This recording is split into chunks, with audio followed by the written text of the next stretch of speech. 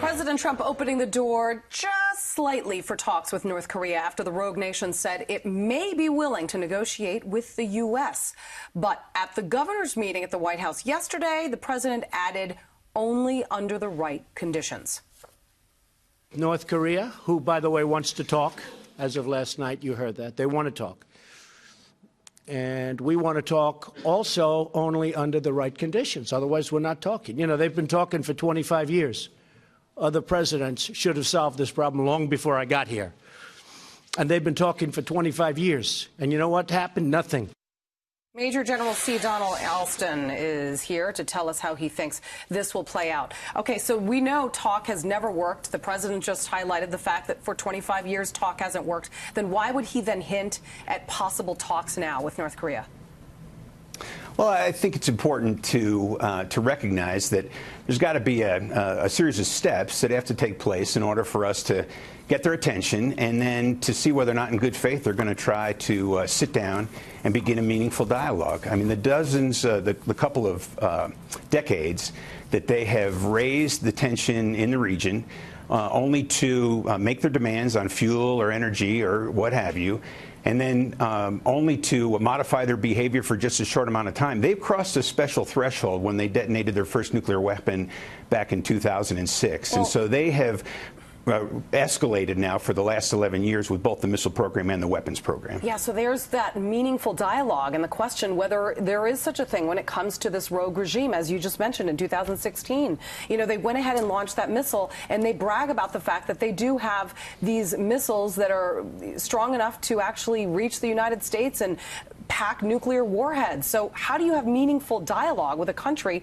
that has actually, in fact, said, Guam, you better look out?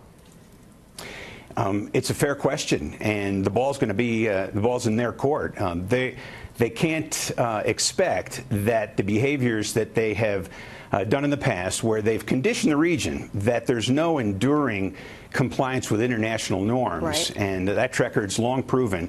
So really, they're going to have to come to the table with something meaningful to buy the time and space they're going to need in order for us to have a constructive progression towards denuclearization. I don't expect that that's going to happen as the first measure for this engagement, but there has to be some bona fide indications that they are going to take this engagement opportunity seriously. So if you're going to engage in denuclearization, and you're talking about North Korea, who really could care less what the rest of the world says or does, because we've really not done much more than sanctions and so forth and tried to put pressure on the Chinese, and then it was later found that they were somehow supplying them with money after they supposedly shut down their banks. I mean, so there's been no plan B. There's a plan A. Plan A is not working. So President Trump said that the U.S. will go to a phase 2, as he calls it, with North Korea if sanctions fail. I want to play that sound and then have your reaction.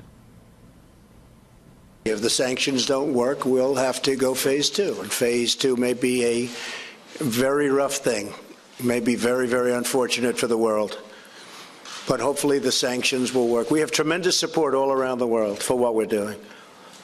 It really is a rogue nation. If we can make a deal, it'll be a great thing. It would be a very bad thing for the world. What does he mean?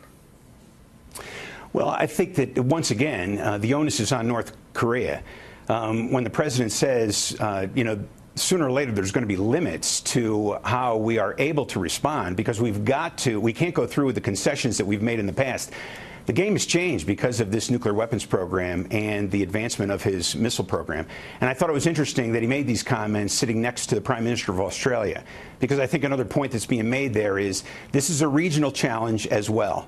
And we have longstanding regional partnerships because of the values that we share and have in common. North Korea is surrounded by 3 of the largest economies in the world, 3 large population centers.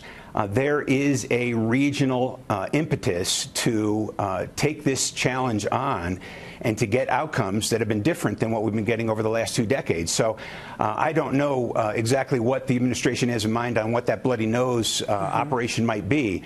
But if that action is taken, it's going to be it'll be interesting to see just how North Korea responds, because the survival of the regime, I think, is their number one priority. Yeah. And how far do they want to go when they react to this. Yeah, it's just scary to think that the ball is in North Korea's court. The ball should never be in their court. So now it's a matter of playing ball with a rogue regime we cannot trust.